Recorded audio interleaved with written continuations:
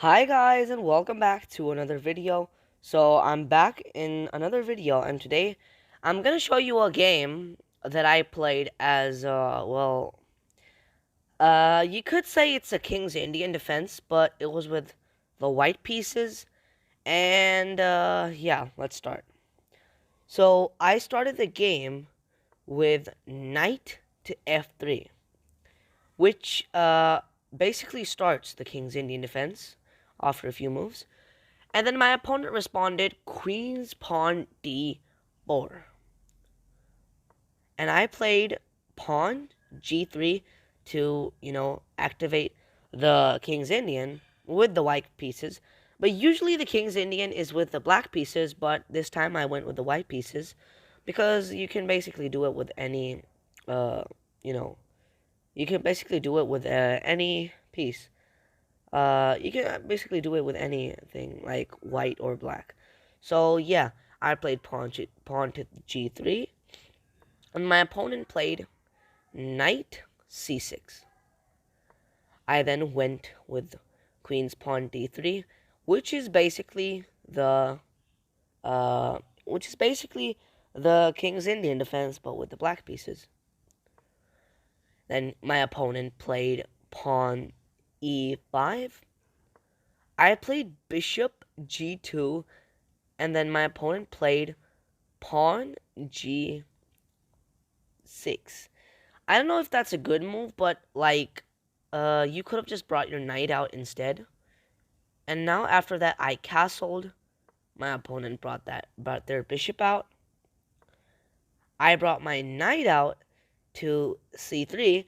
But I would have played in this position knight d2 instead, because I want to keep my knight as like strong as possible, and I don't want it to get attacked like very early in the game. So that's why I should have gone with knight d2.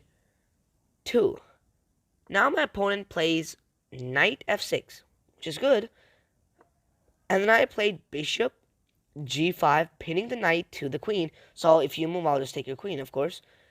And then my opponent castled, which still doesn't give away the threat. I took the knight, which is good. I mean, you're trading off pieces, which are kind of, uh, which you could just get rid of in the middle game and then get to the end game. And then he took with the queen. The computer says that he should have taken with the bishop instead, which, yeah, because it's not good to bring out the queen too early. And I took advantage of that. I played knight takes d5, attack on the queen. And now basically what I'm doing is like I'm forcing the queen to move and winning tempo, as well as developing my knight. After that, my opponent played queen d6, which is good. And I played my knight back because I don't want it getting attacked. So yeah. And then my opponent played bishop to f5, which is good. Attacks my pawn, but it's not going to do much since it's already defended 3 times. One, two, three. Yeah, it's already defended like 3 times, so there's no point of doing that, basically.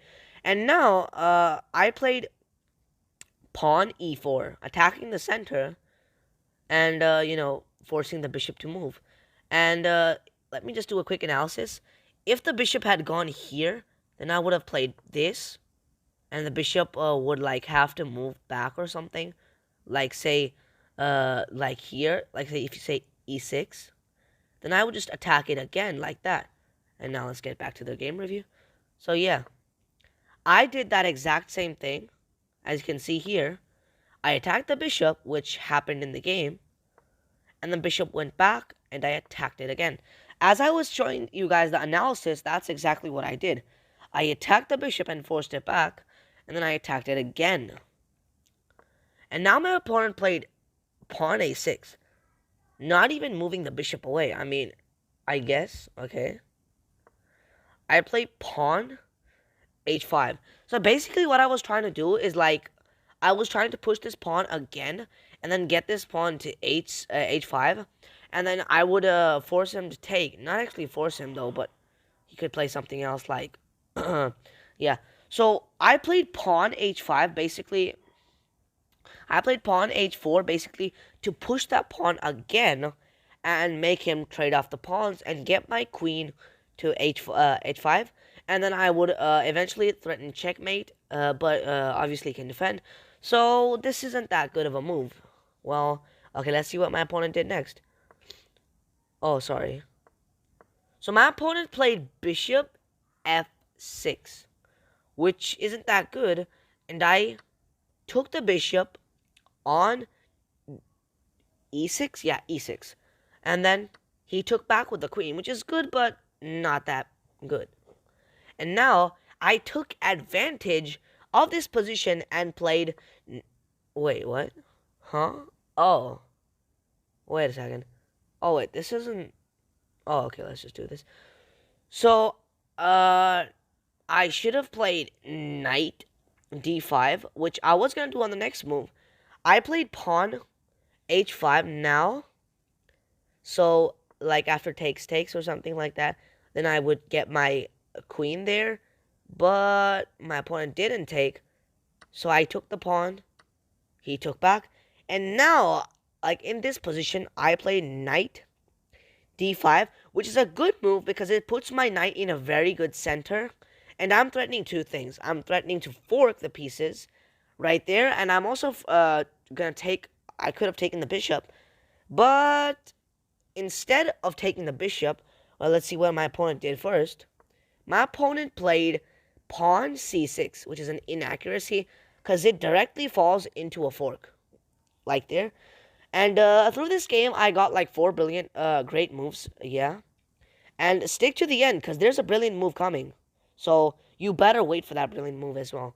So I played knight c7, which is a fork, and it's a great move since it wins a rook.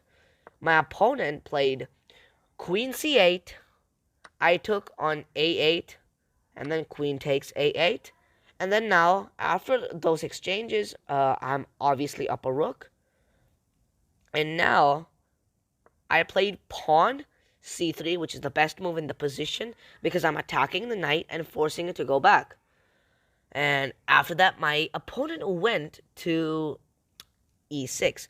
It should have gone to b5, since, well, I can't push any pawns, or else I let him into the center. And yeah. And after that, even if I push, he can just go to, like, d4 back. And now I played bishop. Now I played bishop e6. Attacking the knight. And then also getting my queen to b3, I guess, on the next move. I would do that later, but yeah. And my opponent played knight to g5, which is good. And now I played queen g4, which is a mistake, I guess, since I guess it allows my opponent to take or something like that. And yeah, I should have brought my bishop back to g2. And my opponent played rook to f7, which is a miss since, like, in the future I could pin him or something like that, and I would eventually get into a very good position. And yeah. And well, I played bishop g2 now, which is an inaccuracy since I should have played it before, because it would help my rook, my bishop get back. And yeah. And the computer said that I should have instead done, like, I should have forced a trade. I should have forced a trade. I should have forced a trade on c8. But instead I went for bishop g2, which is an inaccuracy. After that, my opponent played queen a7. I played king h1 to stop any checks which could happen in the position. And here, in a couple of moves, is where the brilliant move starts to come into action. Now, after king h1, my opponent played b6. And after that, I played pawn to f4, trading off the pawns. And after he took, I took with the rook, which slightly decreases my chances of winning, but we're not even close to the end game. He took my pawn there, and I played a great move. Rook to f1, forming a battery and attacking the bishop. And you guys already know where this is going. And after something like queen takes c3, I played the brilliant move in this position. Rook takes f6. And basically, the point of this move is that now, right here, when I took the bishop, this is a sacrifice since I can't take back after he takes, but there's a hidden purpose of that. In this position, after I took the bishop, I made him let go of a defender of the knight. I took away a defender of the knight, and for example, after something like rook takes f6, I played queen takes I played queen takes knight g5. And now it's going to be mate in a few moves. After I play something like queen h6, there's going to be mate in 2 moves. Wait, is it? No, actually not. So he's kind of forced to take my rook, but he does an inaccuracy, which is going back. And now after takes, I play this nice queen to h6 move. And I saw mate in 2 moves after the move king to g8. I saw mate in 2, and but somehow my opponent managed to stay on. And yeah, that's what I did not like about this game, is because my opponent was able to stay and hold on to the position, which I did not like. So yeah. And now, after that, my opponent played, I played bishop h3, setting up the checkmate. As you can see, it's mate in 1 after. Is mate in 1 if I go to, like, e6? Yeah, it's mate in 1, so black had to stall the game and waste my time and, make my time go less and less. So, he played the move queen to e1. And now I played queen g2, which saves the pawn and also goes away from check. After queen f2, queen e2, I played king g1 again, and after queen e1 check again, I blocked with a bishop, which is a blunder, since I let him take a pawn. But instead, he played queen e2, blunder, and he hangs his queen like a dumb